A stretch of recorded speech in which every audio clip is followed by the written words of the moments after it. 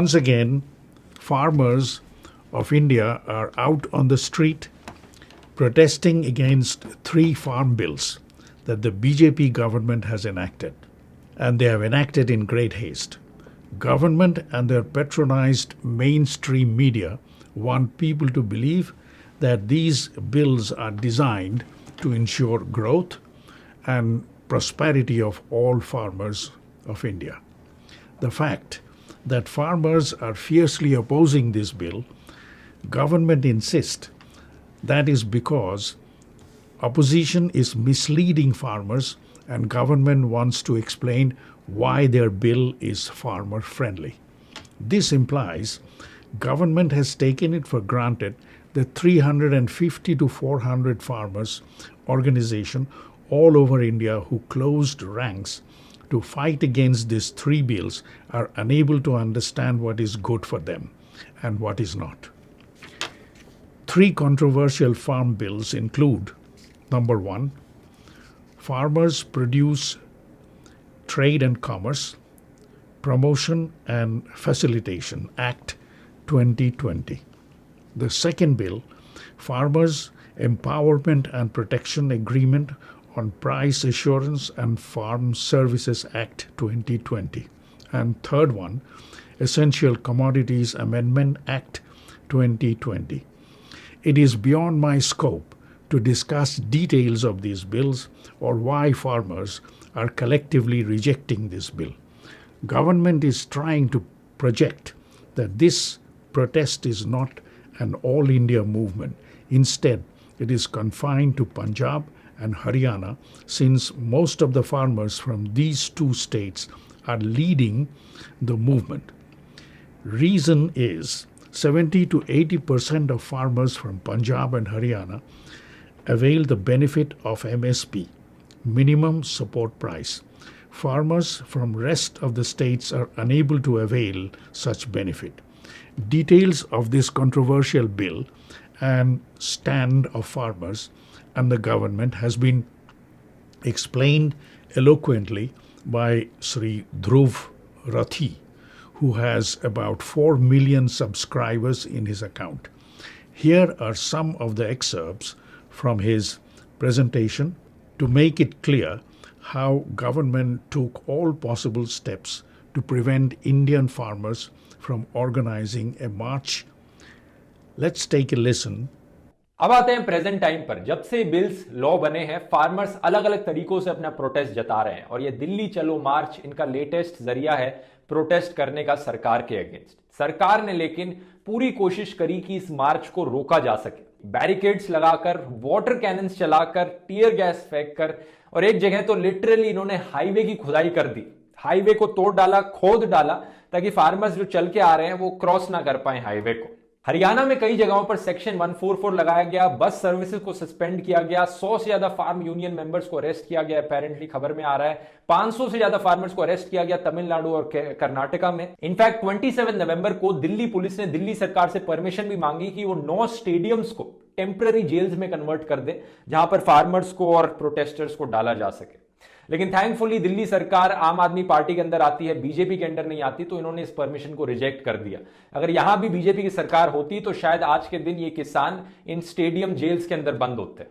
Irrespective of what government says in reference to suicide of 10,000 plus farmers of India till September 2020 alone, no special inquiry is needed to realize that central government of the past, that is Congress government, and present, the BJP government, other than paying lip service to the interest of farmers, have never been genuinely friendly and understanding to the needs of farmers.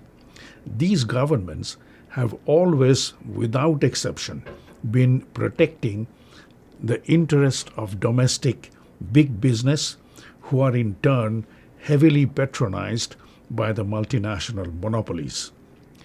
This implies any measure that protects farmers' interest will inevitably collide with the interest of domestic and multinational big business houses. It is this scenario we are witnessing now. Let's listen to some more on measures government took to prevent farmers from mobilizing their protest. These are by no means measures to be taken by any government who has the interest of farmers at heart. Here is Dhruv Rathi again. लेकिन हमारे किसान भाई बहुत dedicated हैं और अपने protest पर डटे रहे। जहां बैरिकेड्स लगाए गए थे, बैरिकेड्स के ऊपर से कूद कर गए, कहीं पर धकेल के हटा दिए गए बैरिकेड्स। जहां पर हाईवे खोदा गया था वहां पर उन्होंने अपने हाथों का इस्तेमाल किया और कुछ टूल्स का इस्तेमाल किया उस मिट्टी को वापस डालने में, उस गड्ढे को भर दिया ताकि वापस उसके ऊपर से चल के जाया जा सके। जहां पर पुलिस ने वाटर कैनन चलाए, वहां पर कुछ किसान भाइयों ने जाकर वहां पर गाड़ियों के ऊपर से कूद कर इन्होंने वाटर कैनन को स्विच ऑफ किया। हालांकि जिस इंसान ने ऐसा किया उस पर अटेम्प्ट टू मर्डर का चार्ज लगा दिया सरकार ने। इस हद तक तरीके इस्तेमाल किए गए किसानों को रोकने के लिए फिजिकली सरकार के द्वारा, लेकिन फिजिकली किसानों को रोकना पॉसिबल नहीं है। एंड में सरकार कुछ नहीं कर पाई और हमारे किसान भाई दिल्ली पहुंच गए अपनी मार्च करने के लिए, प्रोटेस्ट करने के लिए। Now there is an interesting twist in this farmers movement that makes it clear it's a fatal mistake of farmers to believe the central government of India of the past or present will ever implement any measure that promises prosperity to farmers. Same applies to industrial workers. Just recently, Chief Minister of Punjab, Captain Amrinder Singh of Congress Party, accused Delhi Chief Minister Mr. Kejriwal of double standard. This is the same Congress Party that continuously ruled at the center for more than 5 decades. According to the captain, while Delhi government is extending full support and cooperation to the farmers protesting against the bills, on the other hand, they are also implementing all 3 newly enacted farm bills in Delhi. Captain Amrinder Singh of Congress, being the Chief Minister of Punjab, knows better than anyone that not state government, but only the central government has the authority to implement such a bill.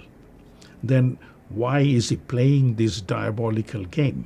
Let's listen to the press report. And Punjab Chief Minister has exposed the double standards and hypocrisy. The Chief Minister of Punjab has expressed shock at Delhi government's notification implementing the farm laws. Punjab Chief Minister says AAP's double standards completely exposed. He also asks why are they not condemning Akalis. So AAP backs the protest but also notifies farm laws, implementation of the farm laws. Chief Minister of Punjab is exposing that hypocrisy of the Aam Aadmi Party. Here is Chief Minister of Delhi, Mr. Kejriwal, explaining the mystery behind such diabolical game. और कोई भी राज्य सरकार इन कानूनों को ना तो रोक सकती है और ना पास कर सकती है। अब सवाल ये है कि जब कैप्टन साहब को ये बात पता है तो फिर उन्होंने मुझ पर ये झूठे आरोप क्यों लगाए? इसका एक बहुत बड़ा कारण है। जब से हमने दिल्ली के 9 स्टेडियम को जेल बनाने से रोका है, तब से केंद्र की भाजपा सरकार मुझसे बहुत ज्यादा नाराज है। केंद्र सरकार का पूरा प्लान था कि जब किसान दिल्ली आएंगे तो उन्हें इन 9 स्टेडियम में डाल देंगे। हमने स्टेडियम को जेल बनाने की इजाजत नहीं दी, तो वो लोग अब मुझसे बहुत नाराज हैं। कैप्टन साहब के पास ये बिल रोकने के कई मौके आए। पंजाब के लोग पूछ रहे हैं कि तब कैप्टन साहब ने इन बिलों को क्यों नहीं रोका? आज से 1.5 साल पहले 2019 में केंद्र सरकार ने ये तीनों काले कानून बनाने के लिए एक कमेटी बनाई थी। उस कमेटी में पता है कौन था? उस कमेटी में कैप्टन साहब थे। कैप्टन साहब, पंजाब के लोग आपसे पूछ रहे हैं कि आपने उस कमेटी में इन काले कानूनों को क्यों नहीं रोका? आपने कमेटी में एक बार भी इन काले कानूनों का विरोध क्यों नहीं किया? आपने बाहर आके लोगों को क्यों नहीं बताया कि केंद्र सरकार इतने खतरनाक कानून बनाने जा रही है? कैप्टन साहब, आपके पास 1 नहीं, 2 नहीं, 3 नहीं, इतने मौके आए जब आप इन बिलों को रोक सकते थे। आज पंजाब का किसान आपसे पूछ रहा है कि आपने ये बिल क्यों नहीं रोके? It is up to the viewers to accept or reject this explanation of Mr. Kejriwal.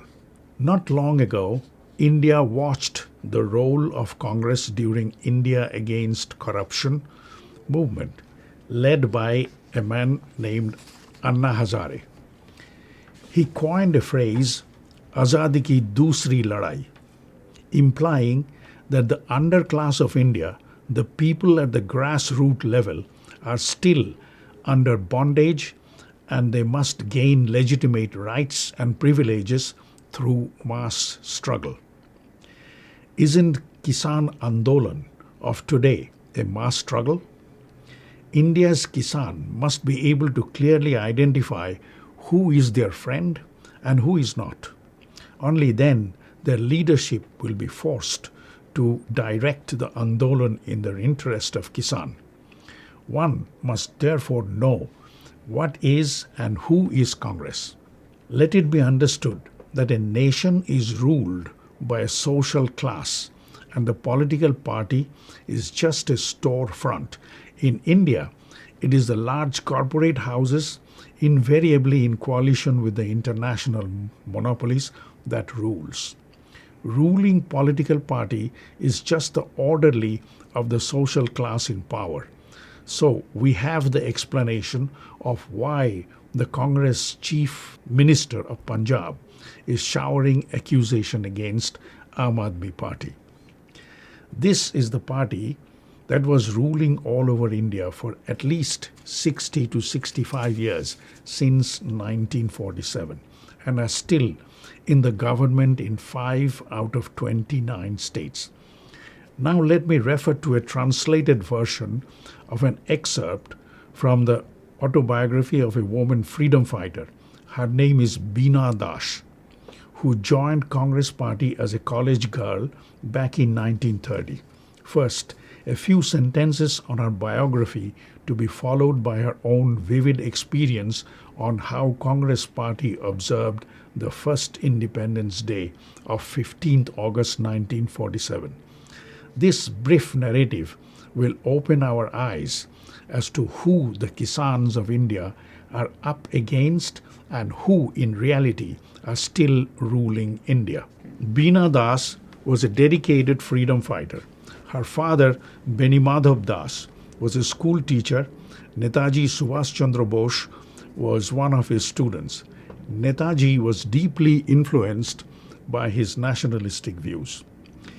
In the year 1932, Beena Das, a 21-year-old graduate of Kolkata University, attended convocation at the Albert Hall, the building where College Street Coffee House is currently located.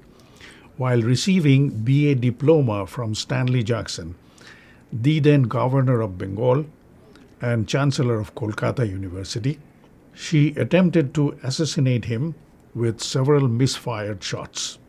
Consequently, she was sentenced to 9 years of imprisonment. Since then, she joined the ruling Congress Party and was shocked to experience the ideological reversal of Congress leadership. Her lifelong dedication was to defend the rights of underclass of India. After the death of a dedicated freedom fighter and Congress member, died as destitute husband, she led a lonely life in Rishikesh and died in anonymity.